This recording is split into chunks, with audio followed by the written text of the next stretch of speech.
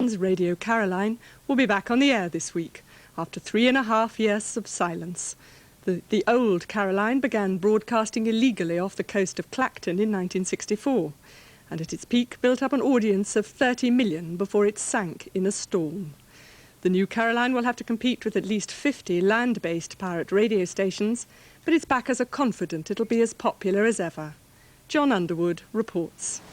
The journey out to the new Radio Caroline takes you right past the old Radio Caroline, or what's left of it anyway. The last pirate radio ship sank into silence during a severe gale in 1980. But for the station's founder, entrepreneur Ronan O'Reilly, that last broadcast was simply the spur to start all over again. Well, we're sorry to tell you that due to the severe weather conditions and also to the fact that we're shipping quite a lot of water, we're closing down and the crew are at this stage leaving this ship. Today, Ronan O'Reilly is back in business, and Radio Caroline has quite literally resurfaced with a new ship anchored in international waters. The radio station will soon be broadcasting from this gigantic 300-foot mast, the tallest aerial ever built on a floating vessel. With the station pumping out rock music at 50,000 watts, Caroline's signal will be as clear as its message. Well, the point behind it, have you listened to the radio in Britain lately? That's the point behind it. We're doing what no one else is doing. We're going to be playing a lot of music and very little chat, which isn't difficult to do, really. What people want to listen in radio isn't there.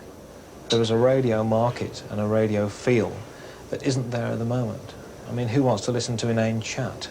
When people spend thousands of pounds, dollars, whatever, making good music with the technical expertise that's available, do you need it broken up with chat? Oh, I certainly don't. The Marine Broadcasting Offences Act, which came into effect 16 years ago this week, tried to make it illegal to broadcast from radio ships like this. Anyone found repairing, supplying, installing, maintaining radio equipment like this is liable to prosecution. But only if they're operating from Britain. Ronan O'Reilly is getting all the food and equipment for his radio station from Europe. But the threat of legal action remains for anyone committing a whole host of offences that might generally be described as aiding and abetting these pirate broadcasters. You know, we supply from Spain and, you know, we have international advertising. Our head office is in Los Angeles and New York. And the station is run in strict compliance with all of the local legislations in the various European countries.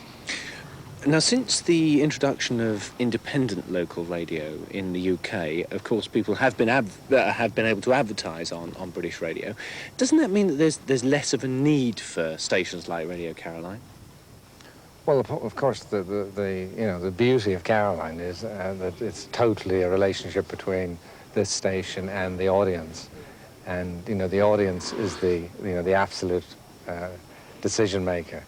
And if the audience don't want to listen to us, if nobody wants to listen, then there's no ball game. But, we've never had that problem. You think you can still be profitable? Well, I think we can have an enormous audience. And if you have an enormous audience, there's an enormous number of international advertisers who are very enthusiastic about using us. You're listening to Radio Caroline on 319. The sound of Radio Caroline will be unashamedly of the 60s and early 70s. Its philosophy, they say, will be one of loving awareness. If loving awareness proves popular, the audience will be measured in millions, and Radio Caroline's American backers will be laughing all the way to the Dogger Bank.